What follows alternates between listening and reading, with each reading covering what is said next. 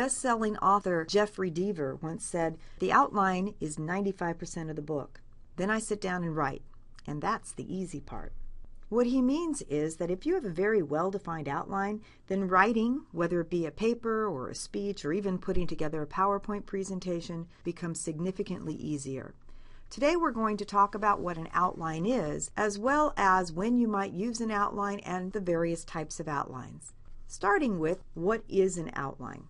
An easy way to think about it is it's an abbreviated picture. It's a line drawing that will identify the parts of your project and then specify the order in which they will come. So when you are done with it and you write the book, as in Jeffrey Deaver's case, or record the CD, your line drawing has become a fleshed out, detailed, final product.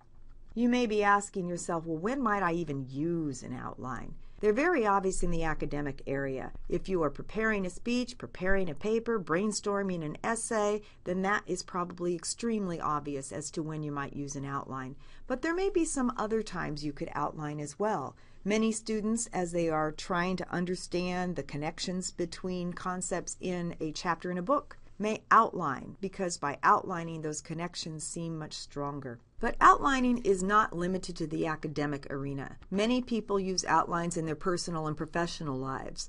Some might organize an email message before they send it, put together a to-do list, organizing by main tasks, and then underneath those main tasks, the subtasks that need to be done to complete it, drafting a memo. Again, there could be a variety of reasons that people could use outlining in their professional and personal lives. There's three basic types of outline. You have a working and a final outline, which are very similar, and then a speaking outline. What makes the difference between the working and the final outline? It has to do with timing. The working outline is the one that you start with and then tweak as you are writing your paper or your presentation. And the final outline is the end product. Here's an example of a working outline. Realize that it is a draft. It's open to change. As you are preparing your outline, you have one idea. As you are writing it, you may have a different idea. So you might have multiple versions of a single outline, and it could be very different than the final product, which is the final paper or the final outline of the speech. Because the final outline is based upon the final product. It is the last perfect version, including any references that you might include in it.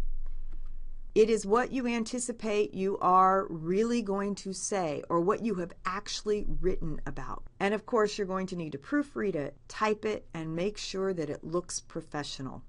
In contrast, a speaking outline is what you use when you are actually delivering the speech. Keep in mind that nobody sees this outline but you. They may be on note cards or on standard paper. Pay attention to the situation and what your instructor wants to determine which type of notes you should use. Please only include what you need to have on your notes. Don't have an entire speech written out word for word, because when you look down at it, you're going to get lost. Make sure you have lots of white space. It'll make it easier to find your place as you glance down at your notes rather than read off of your notes.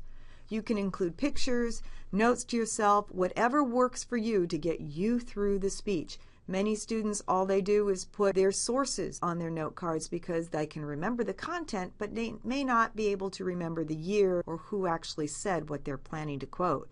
And finally, major hint, when you use note cards or paper, number the pages, because that way if you drop them, you can put them back together very quickly in the correct order and find your spot. Okay, it's quiz time for you. What are the three types of outlines that we discussed, and what differentiates amongst them? Outside of an academic environment, when might you use an outline? When do you use one? And when might an outline be of benefit to you in the future? And then final question, does the speaking outline have to match the final outline? Just for fun, you want to test yourself? Outline this video lecture and see if you can do it, and then how easy it might be for you to deliver a presentation based upon an outline.